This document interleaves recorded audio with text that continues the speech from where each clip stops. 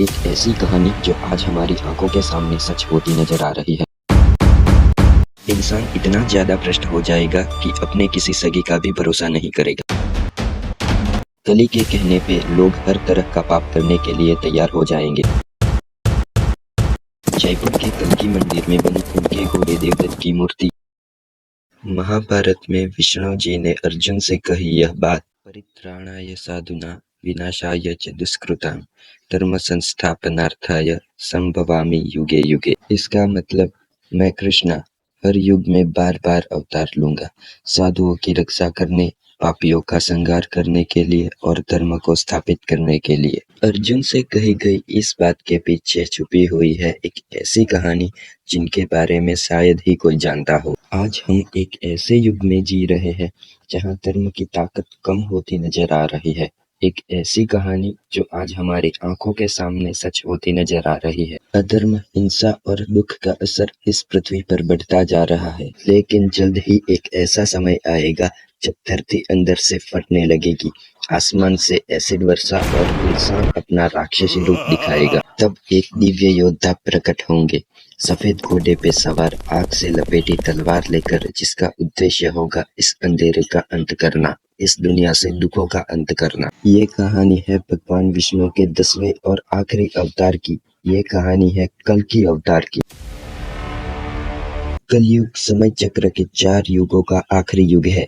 घोर अंधकार और विनाश से भरा हुआ एक ऐसा समय जहां सत्य की आवाज को धोखाधड़ी से दबा दिया जाता है और पाप इतना बढ़ जाता है कि धर्म और अच्छाई का नामो निशान मिट जाता है। क्रूरता, लालच और हिंसा जैसी चीजों ने इंसान को अंदर से काला और खोखला कर दिया होता है। सतयुग, त्रेता युग, द्वापर युग के बाद आज हम इसी कलयुग में जी रहे हैं। शास्त्रों की बात माने तो कलयुग की उम्र 4,32,000 साल है, जिसमें से 5,000 से ज्यादा साल बीत चुके हैं। और ऐसा माना जाता है कि कलयुग के पहले 10,000 साल वो पीरियड है जहां सच्चाई और उम्मीद की हल्की किरण बची है, जहां अभी भी देवताओं को पूजा जाता है और धर्म का पालन किया जाता है। लेकिन 10,000 सालों के बीतने के बाद एक ऐसा समय आएगा जब इंसानियत का घिनौना चेहरा सबके सामने आ जाएगा।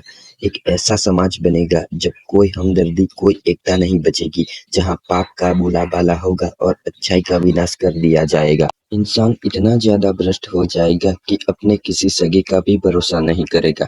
वो अपनों से ही धोखा करता जाएगा। हिंसा और लालच सबको खत्म कर देंगे, जिसके बाद पूरी दुनिया विनाश के कगार पर आ पहुंचेगी। लोगों के पास खाने के लिए खाना नहीं होगा, सारी नदियां सूख जाएगी और आसमान में अंधकार छा जाएगा और एसिड की बारिश होगी और धरती सूख कर अंदर से फटने लगेगी। क्योंकि कली नाम का खतरनाक और ताकतवर असुर, जो क्रोध, हिंसा और लालच का प्रतीक है, वो अपनी चरम सीमा पर होगा। अंधकार से भरा हुआ उसका काला रंग, मुंह से निकलते हुए बड़े बड़े दांत और लालच से भरी हुई ज्वाला जैसी उसकी लाल जीभ, आग जैसी चमकती हुई आंखें और उसके शरीर से आती हुई भयानक बदबू, इन सब से कली एक ऐसा असुर है जिसे देखकर ही इंसान में डर भर जाएगा। कली का निर्माण ही क्रोध, कली भय, मुक्ति और यातना पर कब्जा कर सकता है। लेकिन कली सिर्फ एक असुर नहीं बल्कि कलयुग का प्रतीक है। कलयुग को इसी के नाम से जाना जाता है। ऐसा माना जाता है कि कली आगे चलकर इतना ताकतवर हो जाएगा कि इंसान देवताओं को छोड़कर कली की पूजा करने लगेंगे। कली के कहने पे लोग हर तरह का पाप करने के लिए तैयार हो जाएंगे। इसका असर उनके शरीर पर भी पड़ेगा। मनुष्य की शक्ल धीरे धीरे एक भयानक रूप ले लेगी। उनकी शक्ल एक नरभक्षी राक्षस जैसी हो जाएगी। वो हिंसक हो जाएंगे और किसी को भी मारकर उनका मांस खाएंगे। कली का असर इतना गहरा होगा कि चारों ओर विनाश का माहौल होगा। हर जगह चोरी, चकारी, लड़ाई या खून खराबा होगा। ये दुनिया अपने आप को पूरी तरह तबाह के कगार पर पहुंच गई होगी। और जब ऐसा होगा तब विष्णु जी अपना 10वां अवतार लेंगे और कल्कि के रूप में इस धरती पर जन्म लेंगे। वो देवदत्त नाम के एक घोड़े पे सवार होंगे। सूर्य की किरणों जैसी चमक, हाथ में एक उज्जवल तलवार होगी और उनके शरीर से उभरता हुआ एक तेज होगा। उनकी गहरी आंखें होगी जिनमें एक ऐसी दृष्टि होगी जो किसी के भी दिल में झांककर उनकी अंदर की सच्चाई को देख लेगी। उनका चेहरा साक्षी होगा उनके दृढ़ संकल्प का। उनका शरीर एक महान योद्धा जैसा होगा जो उनके बल और साहस का प्रतीक होगा। भागवत पुराण में लिखा गया है कि कल्कि इतने शक्तिशाली होंगे कि वो बड़ी आसानी से लाखों की तादाद में दुष्टों का खात्मा कर पाएंगे।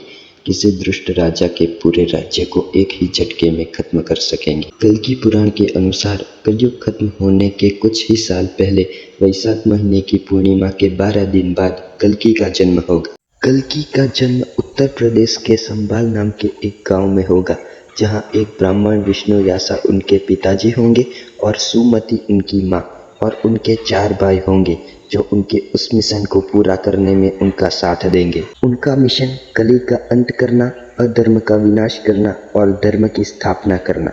कल्कि मानव का अवतार लेकर आएंगे, लेकिन उनका रूप होगा एक योद्धा का। कल्कि अवतार की मदद करने के लिए 7 चिरंजीवी आएंगे और सदियों से अपना धर्म पूरा करने के लिए और कल्कि अवतार से मिलने का इंतजार कर रहे हैं। हनुमान, वेदव्यास, परशुराम, राजा बाली, अश्वत्थामा, विभूषण और गुरु कृपाचार्य। वेदव्यास, गुरु कृपाचार्य और अश्वत्थामा उनके पैदा होने के समय उनका दर्शन करने आएंगे और वो ही उनका नामकरण करेंगे। कल्कि, जिसका मीनिंग संस्कृत वर्ड कल्का से डिराइव किया गया है, जिसका मतलब है गंध, यानी कल्कि वो है जो इस धरती से सारी गंदगी का सफाया करेंगे। कल्कि का और एक मीनिंग होता है समय का अंत, यानी वो जो समय के अंत तक रहेंगे। इसके अलावा परशुराम उन्हें अपनी शरण में लेंगे और उन्हें सारी वेद पुराण शास्त्र चलाना जैसे 64 ज्ञान देंगे।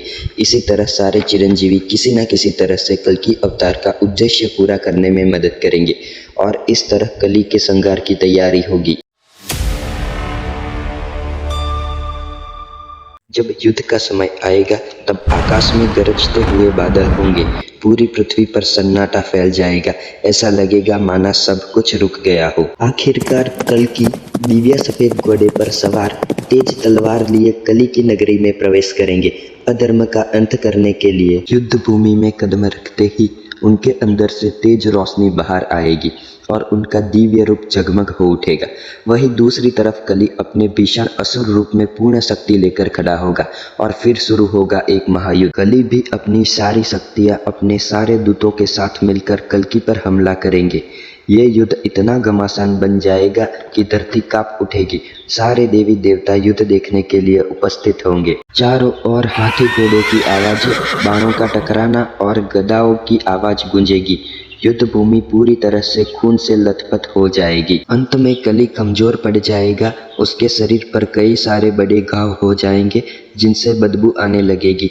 उसके चेहरे पर एक गहरा लंबा घाव होगा जिनसे खून निकल रहा होगा। इसके बाद कल्कि के तलवार की आग से कली की पूरी नगरी को जला दिया जाएगा और इसमें कली भी जलकर नष्ट हो जाएगा। आखिरकार बुराई की हार होगी, अधर्म का अंत होगा।